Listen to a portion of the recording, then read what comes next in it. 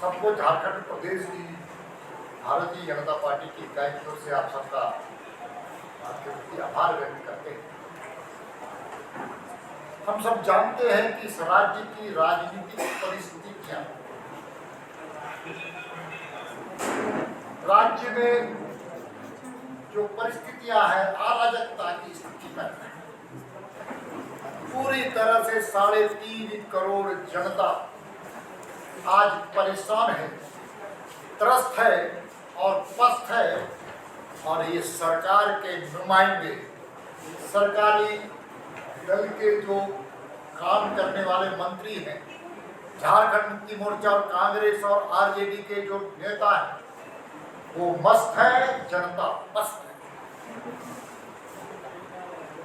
हम सबको जानते हैं कि 3.5 साल के पहले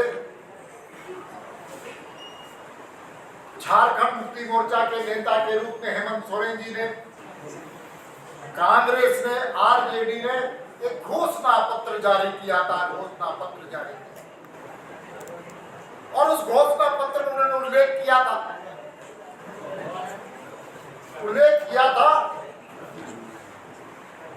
कि प्रत्येक वर्ष हम 5 लाख लोगों को नौकरी देंगे, 5 लाख लोगों को नौकरी देंगे। उस घोषणा पत्र में यह भी उल्लेख है कि अगर हम नौकरी नहीं देंगे तो हम बेरोजगारी भत्ता देंगे।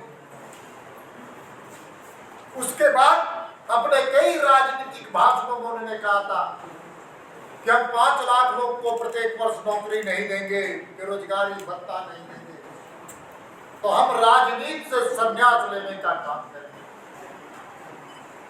सरकार की नीयत, नेतृत्व का मंशा और इस ठगबंधन सरकार की जो नीति है, नियत है, वह युवा विरोधी है, नौजवान विरोधी है। और मैं कह सकता हूं कि बेरोजगारों की आत्मा को पर प्रहार करने वाली सरकार। आज नौजवान जब अपनी हक और हुकूक के लिए सड़कों में घूम करके अपनी दर्द को बयां करता है, सरकार से न्याय मांगता है, तो सरकार के द्वारा जो झारखंड मुक्ति मोर्चा, कांग्रेस, आरजेडी महागठबंधन के इशारे पर प्रशासनिक पदाधिकारियों के द्वारा लाठियों का प्रहार किया जाता है। ये कैसी सरकार है? ये कैसी सरकार है? अगर बेरोजगारी दर की बात करें तो भारतवर्ष में 7.20% बेरोजगारी दर है। तो झारखंड में जो बेरोजगारी का दर है, वह 14.30% है।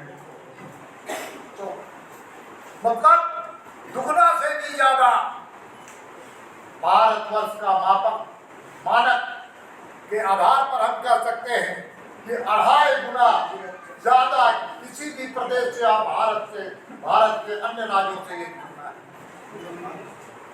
इतना ही नहीं दोस्तों, बेरोजगारों का तो ये हाल है कि झारखंड में 3,27,000 पद रिक्त हैं, लेकिन झारखंड की सरकार इन चीजों पर ध्यान नहीं है। रोजगार किसको मिल रहा है? अपने शागिर्दों को मिल रहा है, दलाली का काम हो रहा है, बिचौलियों के द्वारा सरकार चलाकर बिचौलियों को रोजगार दिया जा रहा है। इसलिए स्वास्थ्य विभाग, सबसे बड़ी बात, 2-3 चीजों का मैं उदाहरण देना चाहता हूं।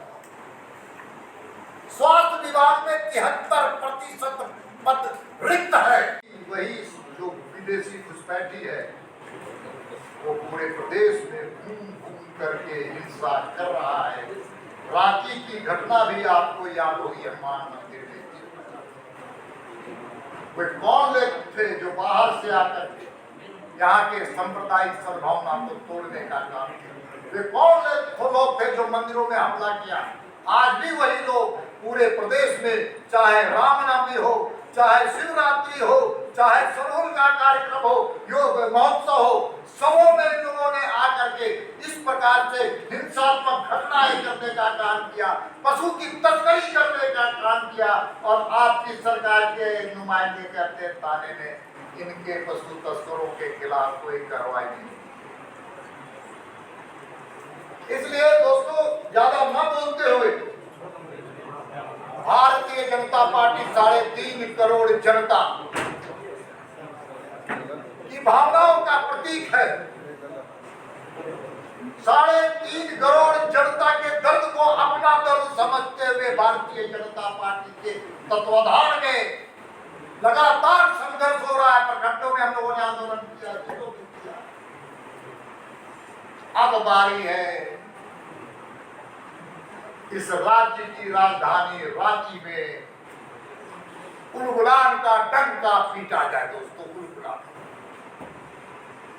इसलिए झारखंड की जनता की अभिलाषा के अनुरूप भारतीय जनता पार्टी के तत्वाधान में झारखंड के नौजवान, मजदूर, किसान, दलित, आदिवासी, पिछड़े वर्ग को जिस प्रकार से लगातार उनके अधिकारों को वंचित करा करके पंचायतों के चुनाव कराए गए, ऐसे सभी समाजों का प्रतिनिधित्व करते हुए सबकी पार्टी भाजपा पार्टी, ये मन में भाव रखते हुए हम सब लोगों ने तय किया है कि भारतीय जनता पार्टी आयोजन करके कार्यक्रम का है।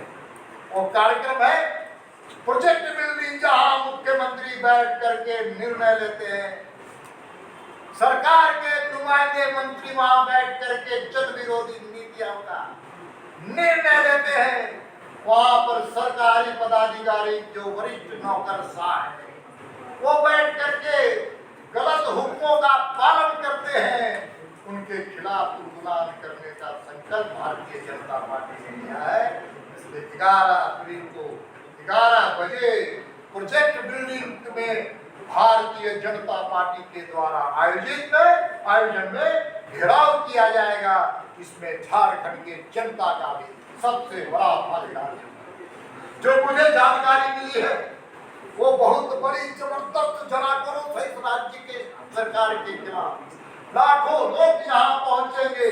लगातार जब से राज्य के गठन हुआ तब से लेकर अब तक किसी भी राजनीतिक दल के सबसे बड़े कल का कार्यक्रम होगा, सबसे बड़े कल का मुझे सूचना भी मिली है दोस्तों, मैं आपके सामने रखना चाहता हूँ। ये सरकार घबराई हुई है, आंदोलन से जन भावनाओं का सामना नहीं करना चाहती है। इसलिए धनबाद और खूंटी में भारतीय जनता पार्टी को कार्यकर्ताओं को वहां के थानेदार धमका रहे हैं, डरा रहे हैं। मेरे पास ये प्रमाणित चीजें, और जो बस के एजेंट हैं उनको धनबाद के थानेदार ने बुलाया। धनबाद में थाने में ट्रैफिक डिपार्टमेंट का जो वरिष्ठ पदाधिकारी है, बुला करके धमकी दे रहा है कि बसों को आप ले जाने का काम न करें। धोती कर दी गई, न साड़ी कर दी गई। क्या हुआ मुख्यमंत्री जी, धोती में क्या हुआ, साड़ी में क्या हो गया? नौजवानों को मोटरसाइकिल में डीजल और पेट्रोल देने की बात की थी, क्या हुआ मुख्यमंत्री जी? थोड़ा उसका सार्वजनिक ट्रांसपेरेंसी के साथ, अकाउंटेबिलिटी के साथ आप समाज में रखने का काम कीजिए कि धाती धोती सारी योजना से कितने आप सार्वजनिक रूप से बताएं कि किस प्रकार से नौजवानों को पेट्रोल और मोटरसाइकिल धारकों को आप पेट्रोल में सब्सिडी देने की बात की, कितने लोग लाभान्वित हुए? मुख्यमंत्री जी, भ्रष्टाचार के जनक आपकी सरकार है दोस्तों। तुष्टीकरण की राजनीति सरकार, वोट बैंक के कारण एक ऐसे समाज के पंथ के उपद्रवियों को आप संरक्षण दे रहे हैं, अपराधी लोगों का आप संरक्षण दे रहे हैं, आपकी सरकार दे रही है, जिससे राज्य में कानून व्यवस्था ही नहीं, सांप्रदायिक सद्भावना संथाल परगना में डेमोग्राफी चेंज हो गई, पूरी तरह से डेमोग्राफी चेंज हो गई। और आपके सरकार के कई लोग उसके संरक्षण करता है। कोरोना कालखंड में हम लोगों ने देखा यहाँ से किस प्रकार से एक नेताजी गाड़ियों से भेज रहे थे तो पैसे को बैंक में मत जमा करो, बैंक को पैसे को जमीन में गाड़ दो। एक संवैधानिक पद पर बैठा हुआ व्यक्ति संविधान की शपथ लेता है, संविधान की रक्षा का शपथ लेता है और उन परंपराओं को भूल जाता है जो परंपराएं इकोनॉमिक को बेहतर करने के लिए देश के अंदर एक नियम है, कानून है जो संविधान में निहित है। एक मुख्यमंत्री के मुख से कैसे निकल सकता है कि करेंसी को मत, एक मुख्यमंत्री के मुंह से कैसे निकल सकता है कि पैसे को जमीन में गाड़। उनकी सोच ये बताती है कि इस राज्य में वित्तीय अराजकता है दोस्तों, क्योंकि जहां छापे पड़ते हैं वहां करोड़ करोड़ रुपए पाए जाते हैं।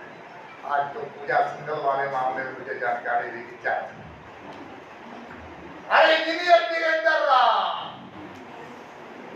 इंजीनियर ऐसे है जिनके यहाँ छापे पड़ते हैं, अफसरों के यहाँ छापे पड़ते हैं तो झारखंड मुक्ति मोर्चा और कांग्रेस और आरजेडी के नेताओं के कलेजे में सांप लौटने लगता है, सड़कों में आकर के प्रदर्शन करने का काम करते हैं।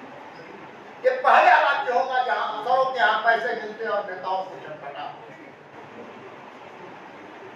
दोस्तों, चाहे खनिज संपदा का घोटाला हो, दारू घोटाला, छत्तीसगढ़ की सरकार और यहाँ के सरकार के बीच में एमयू है, बिचौलियों का एमयू है, बिचौलियों का।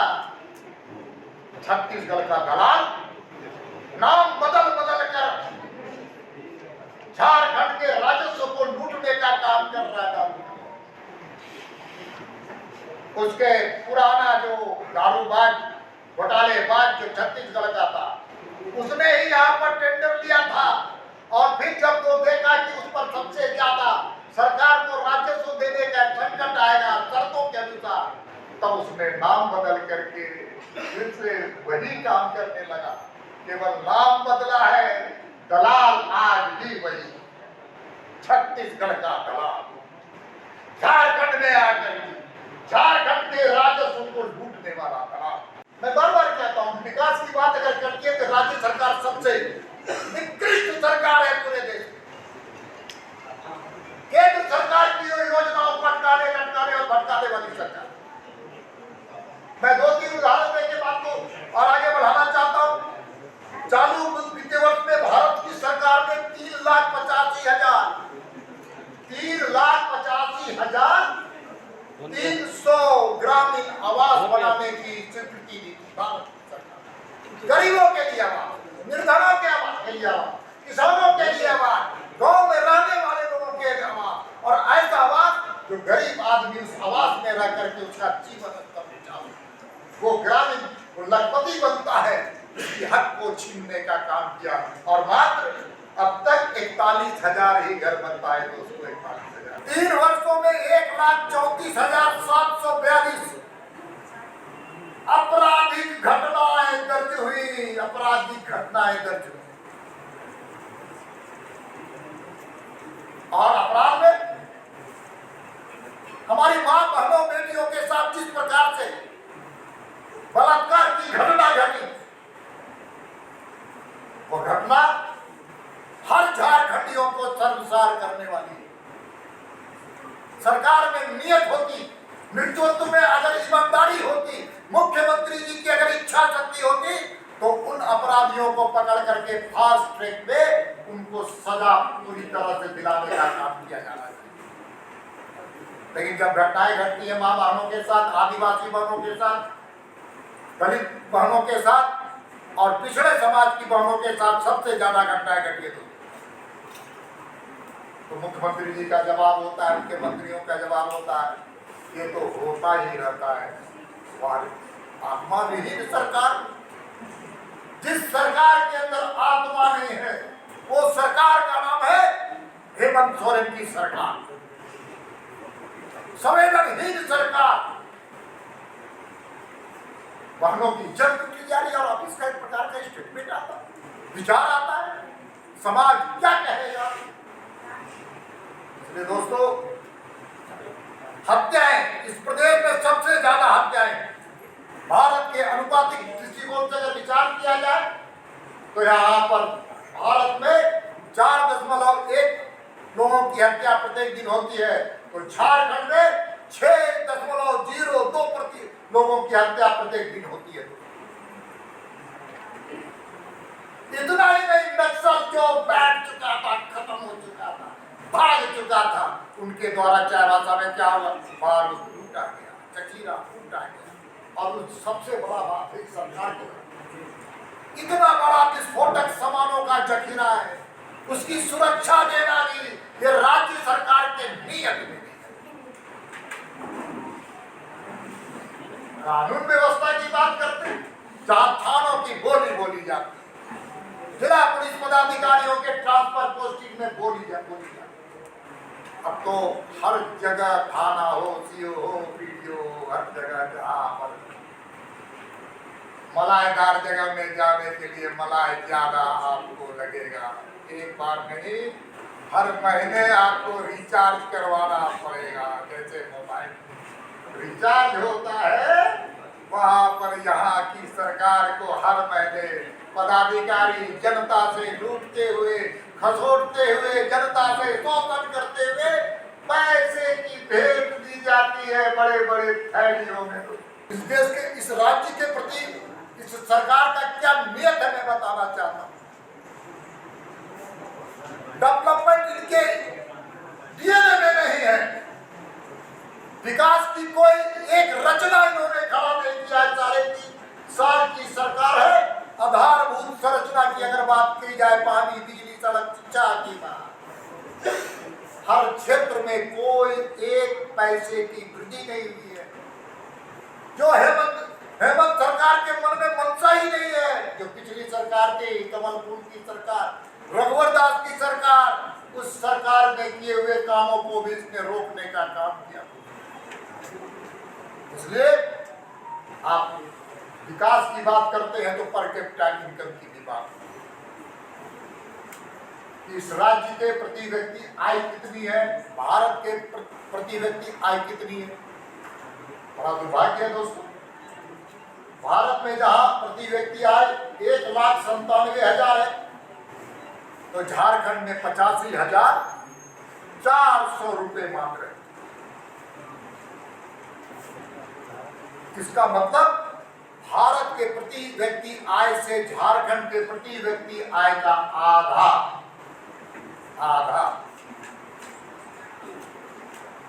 ये इस राज्य के शासक वर्ग को इस बात की चिंता नहीं है कि झारखंड का विकास हो।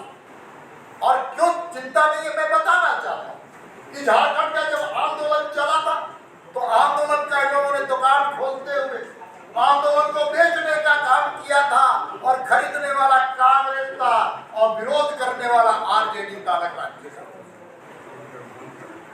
क्रेता विक्रेता और विरोधकर्ता का इसकी सरकार है, तो उसके मन में दर्द झारखंड के विकास का क्यों होगा। अरे झारखंड का गठन तो अटल जी ने किया, आडवाणी जी ने किया, भारतीय जनता पार्टी की सरकार उस वक्त केंद्र में थे, उसने किया। जनता का नौकर है प्रशासन, जनता के पैसों से उसको वेतन मिलता है, किसी मंत्री और मुख्यमंत्री के आमदनी से पैसे नहीं। हम आंदोलन को अहिंसात्मक ढंग से ले जाना चाहते हैं। सरकार डरी हुई है, सहमी हुई है, और जो डरी हुई है, सहमी हुई है, वो हिंसा का भी सहारा ले सकती है। देखिए, झारखंड मुक्ति मोर्चा, कांग्रेस और आरजेडी की सरकार, गठबंधन की सरकार की चेहरे को झारखंड की 3.5 करोड़ जनता देखा चाहती है। कल उनके चेहरे में जो नकाब है, कल उनके चेहरे में जो चीजें उसको खाल करके फेंकेंगे और उनके असली चेहरे को जनता के बीच में समझाएंगे। बहुत बहुत धन्यवाद।